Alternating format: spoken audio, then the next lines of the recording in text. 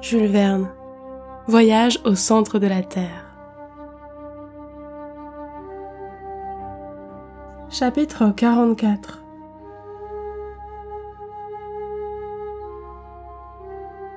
Quand je rouvris les yeux, je me sentis serré à la ceinture par la main vigoureuse du guide. De l'autre main, il soutenait mon oncle. Je n'étais pas blessé grièvement, mais brisé plutôt par une courbature générale. Je me vis couché sur le versant d'une montagne, à 2 pas d'un gouffre dans lequel le moindre mouvement m'eût précipité. Hans m'avait sauvé de la mort pendant que je roulais sur les flancs du cratère. « Où sommes-nous » demanda mon oncle, qui me parut fort irrité d'être revenu sur terre. Le chasseur leva les épaules en signe d'ignorance. « En Islande » dis-je. « Nei » répondit Hans. « Comment non » s'écria le professeur. « Hans se trompe » dis-je en me soulevant. Après les surprises innombrables de ce voyage, une stupéfaction nous était encore réservée. Je m'attendais à voir un cône couvert de neiges éternelles au milieu des arides déserts des régions septentrionales, sous les pâles rayons d'un ciel polaire, au-delà des latitudes les plus élevées. Et, contrairement à toutes ces prévisions, mon oncle, l'Islandais et moi, nous étions étendus à mi-flanc d'une montagne calcinée par les ardeurs du soleil qui nous dévorait de ses feux. Je ne voulais pas en croire mes regards, mais la réelle cuisson dont mon corps était l'objet ne permettait aucun doute. Nous étions sortis à demi nus du cratère, et l'astre radieux, auquel nous n'avions rien demandé depuis 2 mois, se montrait à notre égard prodigue de lumière et de chaleur, et nous versait à flots une splendide irradiation. Quand mes yeux furent accoutumés à cet éclat dont ils avaient perdu l'habitude, je les employai à rectifier les erreurs de mon imagination. Pour le moins, je voulais être au Spitzberg, et je n'étais pas d'humeur à en démordre aisément. Le professeur avait le premier pris la parole et dit « En effet, voilà qui ne ressemble pas à l'Islande. »« Mais l'île de Jean Mayen ?» répondis-je. « Pas davantage, mon garçon. Ceci n'est point un volcan du Nord, avec ses collines de granit et sa calotte de neige. Cependant... Regarde, Axel, regarde !» Au-dessus de notre tête, à 500 pieds au plus, s'ouvrait le cratère d'un volcan, par lequel s'échappait, de quart d'heure en quart d'heure, avec une très forte détonation, une haute colonne de flammes, mêlée de pierres ponces, de cendres et de lave. Je sentais les convulsions de la montagne, qui respirait à la façon des baleines, et rejetait de temps à autre le feu et l'air par ses énormes évents. Au-dessous, et par une pente assez roide, les nappes de matières éruptives s'étendaient à une profondeur de 7 à 800 pieds, ce qui ne donnait pas au volcan une hauteur totale de 300 toises. Sa base disparaissait dans une véritable corbeille d'arbres verts, parmi lesquels je distinguais des oliviers, des figuiers et des vignes chargées de grappes vermeilles. Ce n'était point l'aspect des régions arctiques, il fallait bien en convenir. Lorsque le regard franchissait cette verdoyante enceinte, il arrivait rapidement à se perdre dans les eaux d'une mer admirable ou d'un lac qui faisait de cette terre enchantée une île large de quelques lieues à peine. Au levant se voyait un petit port, précédé de quelques maisons, et dans lequel des navires d'une forme particulière se balançaient aux ondulations des flots azurés. Au-delà, des groupes d'îlots sortaient de la plaine liquide, et si nombreux qu'ils ressemblaient à une vaste fourmilière. Vers le couchant, des côtes éloignées s'arrondissaient à l'horizon. Sur les unes se profilaient des montagnes bleues d'une harmonieuse conformation. Sur les autres, plus lointaines, apparaissait un cône prodigieusement élevé, au sommet duquel s'agitait un panache de fumée. Dans le nord, une immense étendue d'eau étincelait sous les rayons solaires, laissant poindre çà et là l'extrémité d'une mâture ou la convexité d'une voile gonflée au vent. L'imprévu d'un pareil spectacle en centuplait encore les merveilleuses beautés. « Où sommes-nous ? Où sommes-nous » répétai-je à mi-voix. Hans se fermait les yeux avec indifférence, et mon oncle regardait sans comprendre. « Quelle que soit cette montagne, dit-il enfin, il y fait un peu chaud.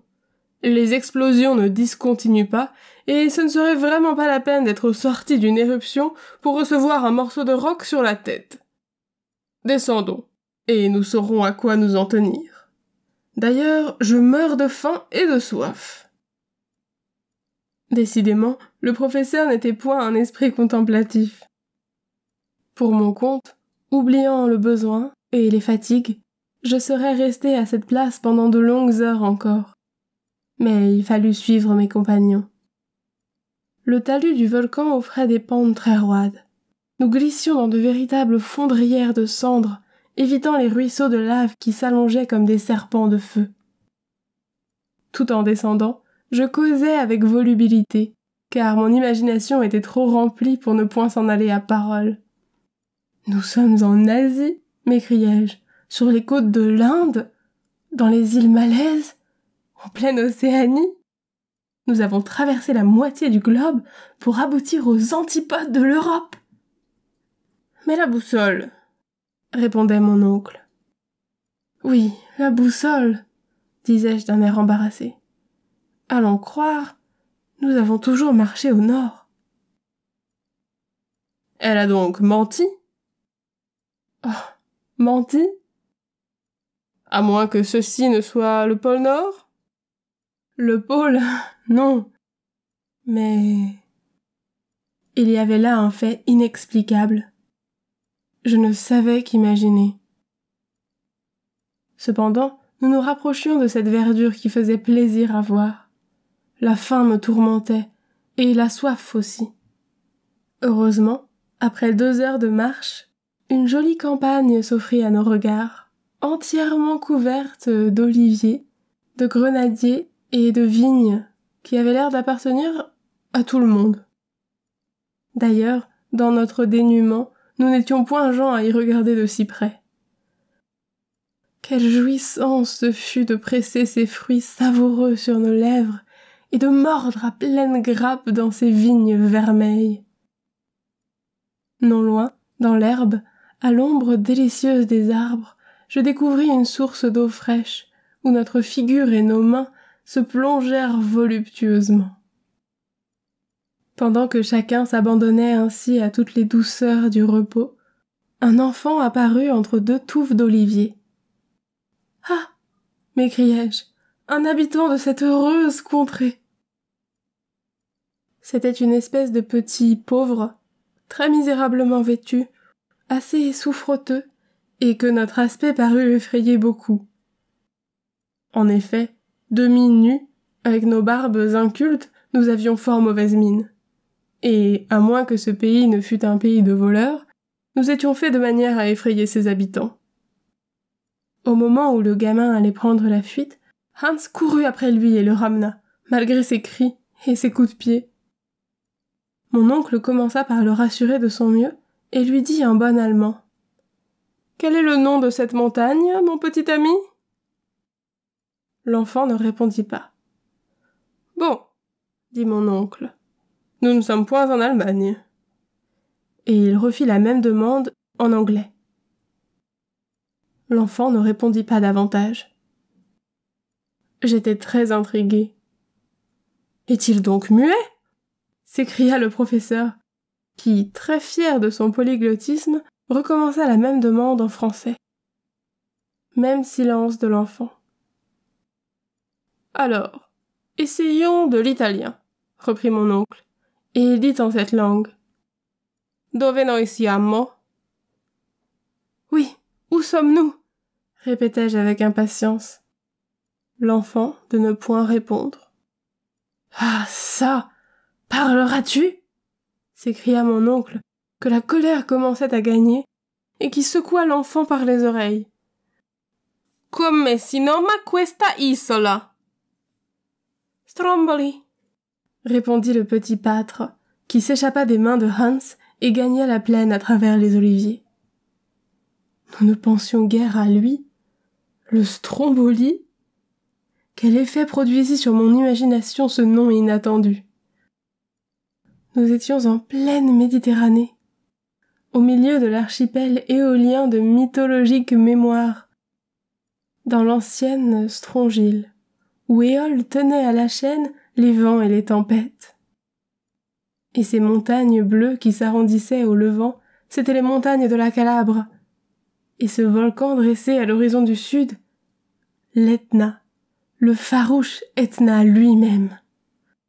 Stromboli, Stromboli, répétai-je. Mon oncle m'accompagnait de ses gestes et de ses paroles. Nous avions l'air de chanter un chœur. Oh, quel voyage! Quel merveilleux voyage!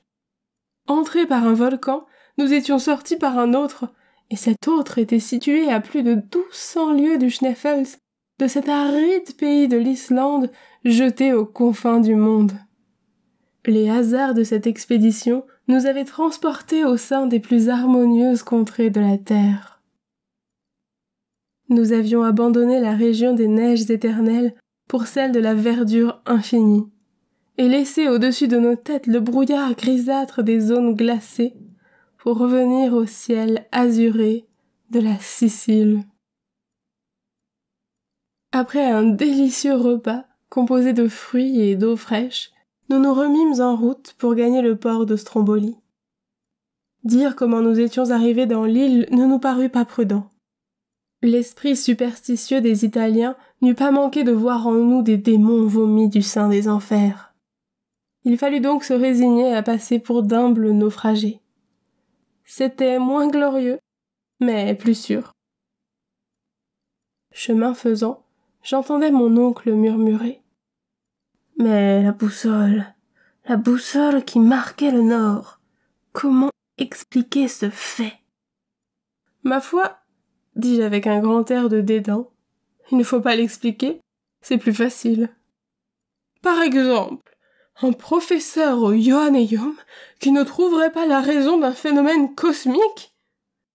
Ce serait une honte. » En parlant ainsi, mon oncle, demi-nu, sa bourse de cuir autour des reins et dressant ses lunettes sur son nez, redevint le terrible professeur de minéralogie. 1 heure après avoir quitté le bois d'olivier, nous arrivions au port de San Vincenzo, où Hans réclamait le prix de sa 13e semaine de service, qui lui fut compté avec de chaleureuses poignées de main. En cet instant, s'il ne partagea pas notre émotion bien naturelle, il se laissa aller du moins à un mouvement d'expansion extraordinaire. Du bout de ses doigts, il pressa légèrement nos 2 mains et se mit à sourire.